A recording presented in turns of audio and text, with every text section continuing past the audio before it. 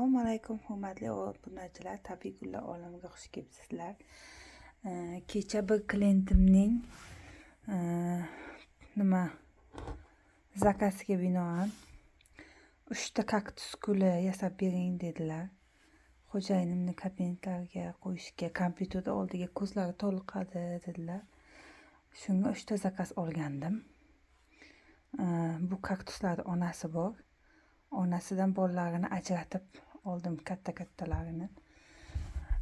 Mana shunday qilib tuvakchalarga ekdim. Mana shunday neobishniy tuvakchalarga. Tuvakchasi ham o'ziday ixcham, chiroyli bo'lsin deganlar uchun mana shunaqa tuvakchalarga ekib, suvini qo'yib mana joylashtirdim.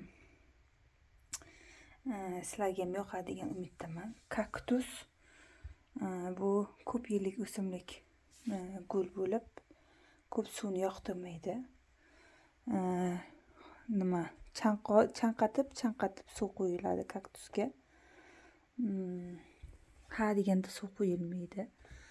Shuning uchun mana shunaqa qilib, neobishniy ko'rinish uchun maydacharoq tuvakchalarga, kompyuterni oldiga chiroyli ixcham ko'rinish uchun shunaqa qilib joylashtirib chiqdim. Qanday bo'libdi? Bolachalari ham kattagina qolgan, qaranglar. Katta. Mana shunday qilib mana shu usti har bitta kaktusimizning donasi 35 mingdan sizlarga, obunachilarimga, u nima ham klientim obunachim bo'lganlar uchun 30 ming so'mdan qilib beryapman. Nima deysizlar? Arziydimi? Yaxshimi holati? Mana shundoq bolachalarini ham yonidan ekib qo'ydim. Bir emas, ikkitadan qilib. Yaxshi kunlarga buyursin. Mana bu kishini ham mana bitta yonida mana yana bolachasi bor.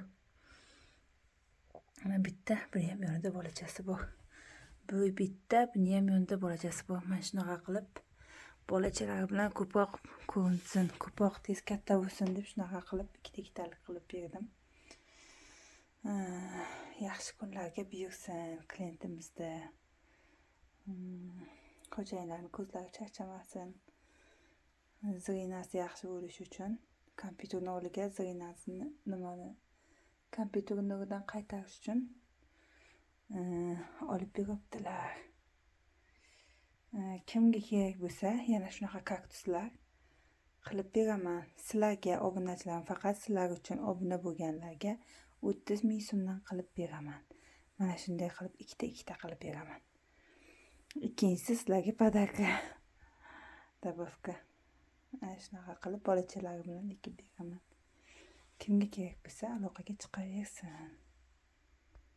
Kommentariyada yozib qoldirsangiz, kimga kerak bo'lsa, kommentariyalarda hammasini o'qiyman. Shu yerdan topib sizlarga aytaman.